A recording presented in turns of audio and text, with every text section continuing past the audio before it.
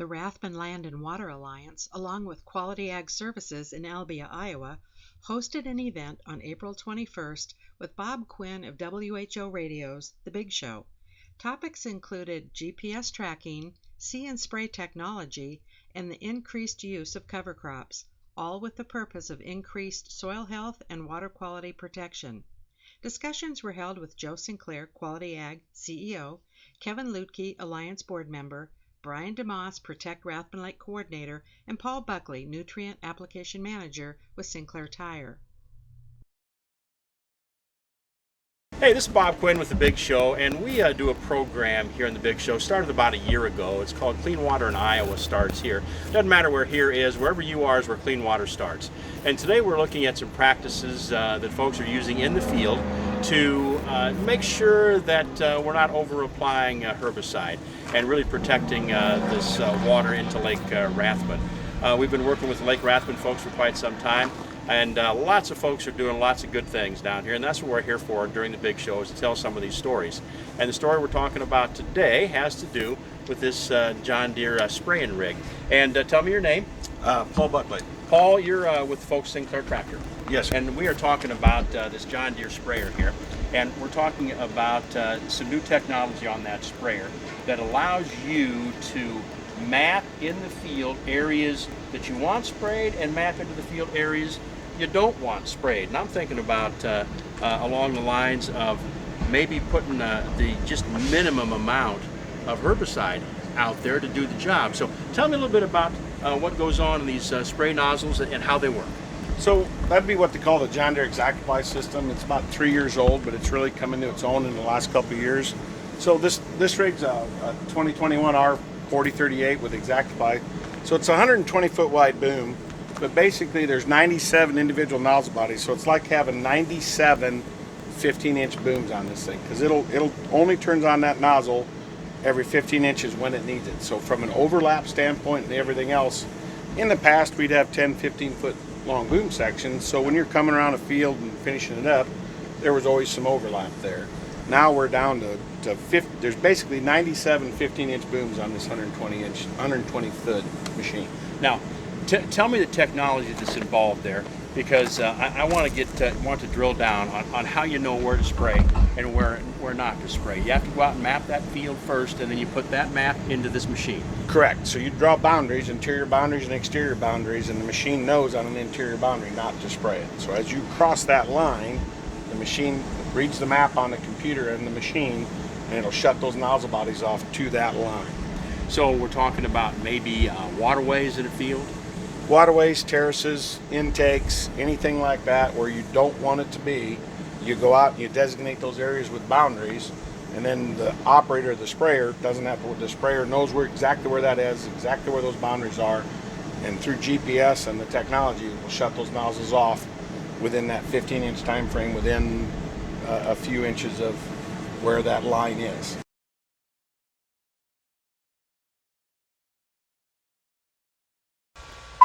So we'll set the field up. The client is going to be Quality Ag. Quality Ag Service, QAS. That's loading into the computer. Farm will be Albia. And the field will be Office.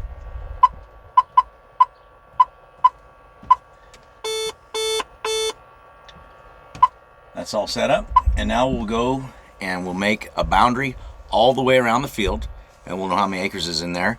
And then after the field is defined with the exterior boundary, then we'll go into our mapping system again, and we'll create the interior boundaries, which would be our waterways, this lot that we're sitting on now, and the terraces.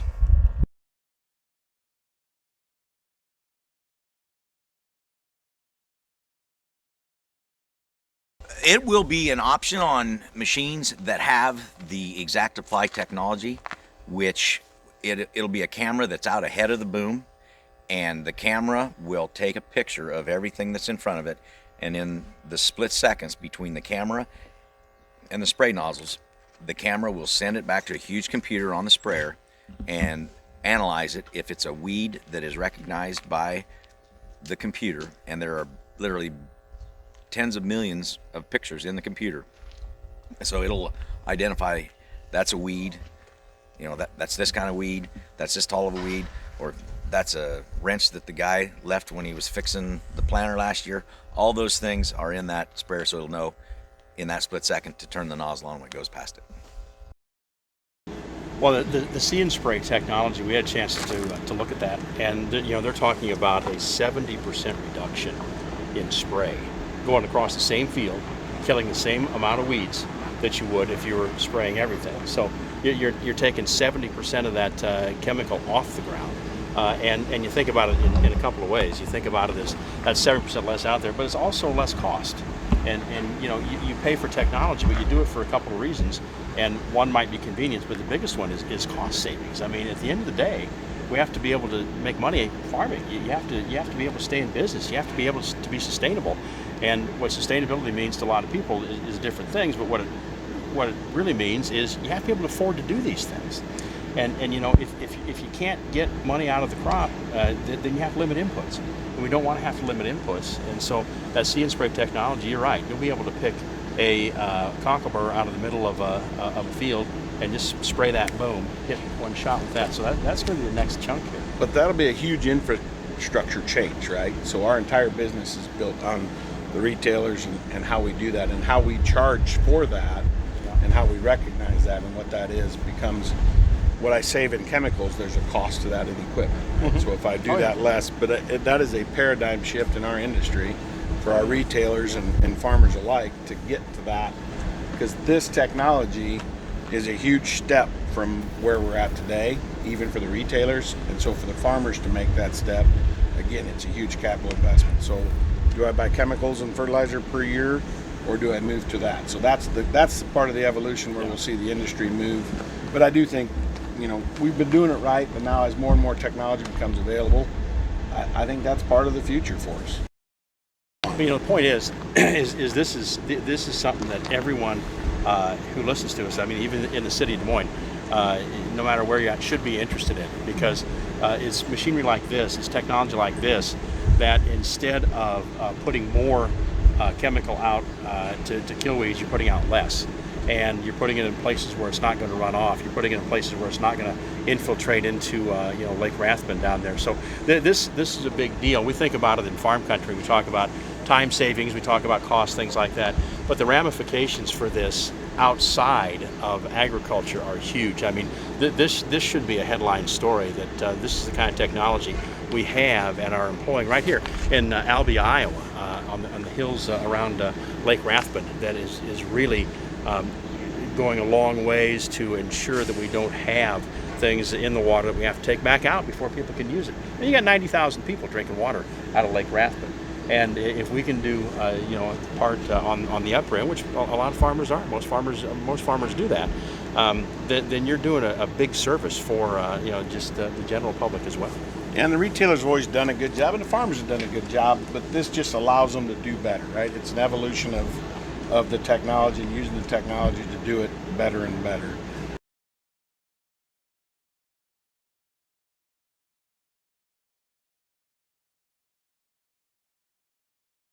Our own farm, we've been using some cover crops for about 10 years. Started out with 30, 50, 100 acres. Kind of got nervous and sprayed it and killed it usually pretty early in the spring.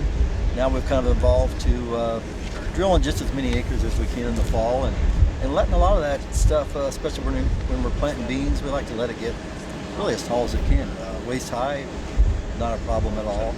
So we've worked with that. We've worked with Brian DeMoss has a soil health demonstration plot. We've kind of worked with him on just kind of showing some differences between no-till, tillage, and a cover crop area, kind of tracking yields.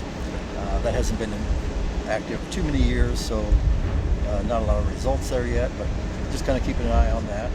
Well, one of the things we're talking about today is that looking at technology and being able to map parts of the field that you want to spray and parts of the field that you don't want to spray, and the impact that has on what comes off of that ground going into Lake Rathbun. Yeah, everything you can do makes a big difference, and we've been using RTK boundaries for, maybe close to 10 years. And what we've used them mostly on is the planter and the side dress fertilizer. We don't have the sprayer technology that these guys do. We're using a 4730 sprayer, which is a good sprayer, but each section of our boom may be 10 or 15 foot, so we can't buzz through waterways like these guys do. We have to kind of go around them. But a lot of this technology, it's the inputs that kind of pay for it. One of our fields that used to be 64 acres, now every time we plant it, it's about 57 or 58. So we're easily saving enough seed on some of those acres to pay for the technology. And that's kind of neat about this deal. Joe Sinclair's invested in a sprayer to cut back on inputs, which is, you might say, kind of shooting themselves in the foot a little bit, but I think they realize that helping the customer out is probably the number one goal. So that's great to see. Let's talk about cover crops. You say you've got quite a lot of experience with cover crops. What are you planting? Almost all cereal rye. Yeah. We've flown on some rye in the fall with a plane, but I really kind of like drilling it. You just get a lot more even stand.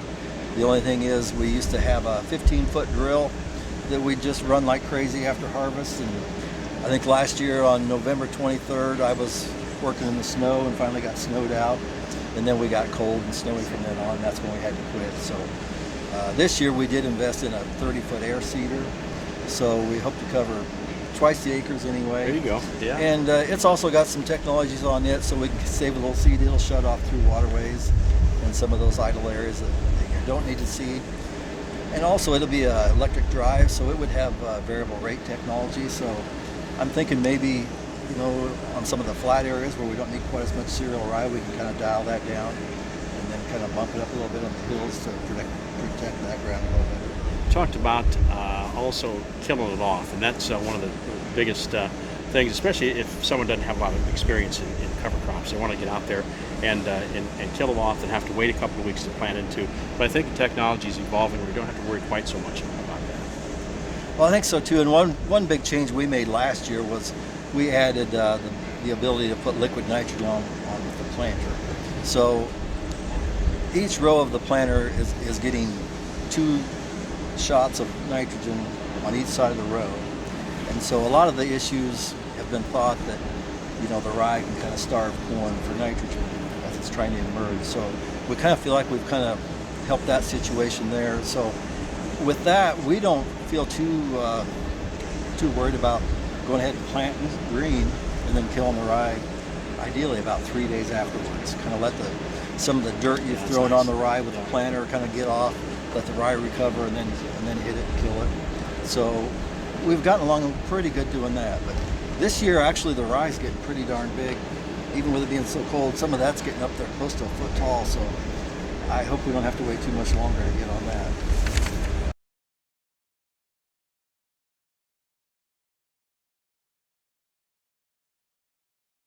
Well, I mentioned we're talking Clean Water in Iowa starts here today. Brian Moss is with us. Brian is the environmental specialist with the Lucas County Soil and Water Conservation District. Brian, I think the last time you and I talked, we may have been on location, and I think you're working on putting a pond in. Yep. Yeah, we went out, Dan left there last fall, Bob. Now, tell me a little bit about that project. Things come along with that okay? Yep, it's all completed, seeded, everything's green from last time we were out there. But yeah, as far as I know, he's still working on it to get some CRP buffer around that pond, but nope, it's full of water. Now tell me what the environmentalist specialist does here in Lucas County. We meet with landowners around the watershed to plan and implement conservation practices on the land. And mainly, what are you talking about? Terraces, ponds, our whole goal is to keep as much sediment possible out of Lake Rathbun. And that has been well done by a lot of our cooperators. We talked about the things they do.